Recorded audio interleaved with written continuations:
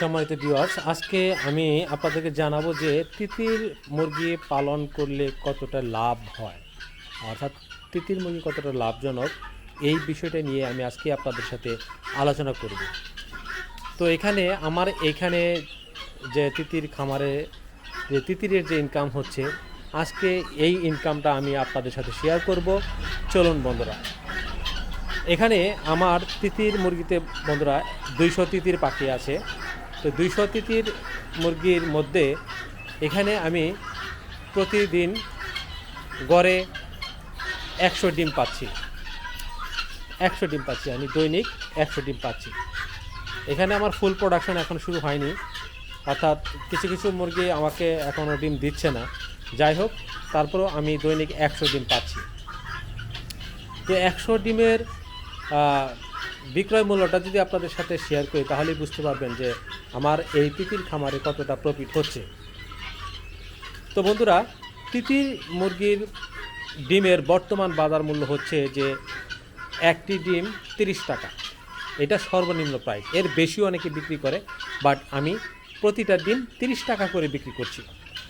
তো দৈনিক 100টি ডিম হলে আমার দৈনিক বিক্রয় হচ্ছে 100 × 30, অর্থাৎ 3000 টাকা। আমি দৈনিক তিতির মুরগির ডিম সেল করে 3000 টাকা পাচ্ছি। তাহলে দৈনিক যদি 3000 টাকা হয়, মাসে কত টাকা হচ্ছে?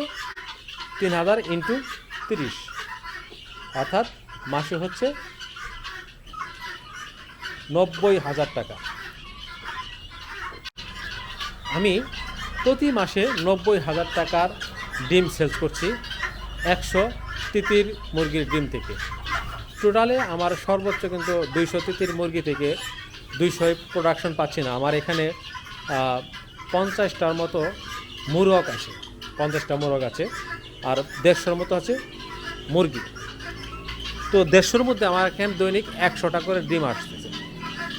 তো 100 ডিম থেকেই, অর্থাৎ 100 ডিম থেকে আমি প্রতি মাসে 90,000 টাকা সেলস করছি। আর এই 90,000 টাকার মধ্যে আমার মাসে খরচ হচ্ছে কত? তাহলে এখানে আমার মাসে খরচ হচ্ছে 2 বস্তা যাচ্ছে আমার লেয়ার 1 যাচ্ছে, লেয়ার 1 যাচ্ছে 2 বস্তা, আর 2 বস্তা যাচ্ছে ধান। আমি লেয়ার 1 আর শুধু ধান খাওয়াচ্ছি বন্ধুরা, শুধু ধান আর লেয়ার 1 খাওয়াচ্ছি। ধান এবং লেয়ার 1 খাওয়াতেই আমার এই মুরগি পর্যাপ্ত পরিমাণ ডিম দিচ্ছে। আমি শুধু ধান এবং লেয়ার 1 খাচ্ছি। আমি আর কোনো ধরনের মেডিসিন খাওয়াচ্ছি না এদেরকে, কোনো ধরনের ভিটামিন খাওয়াচ্ছি না। এরা কোনো ধরনের, আমি অনেকে ভিটামিন খাওয়াই, বাট আমি কোনো ধরনের ভিটামিন খাওয়াচ্ছি না।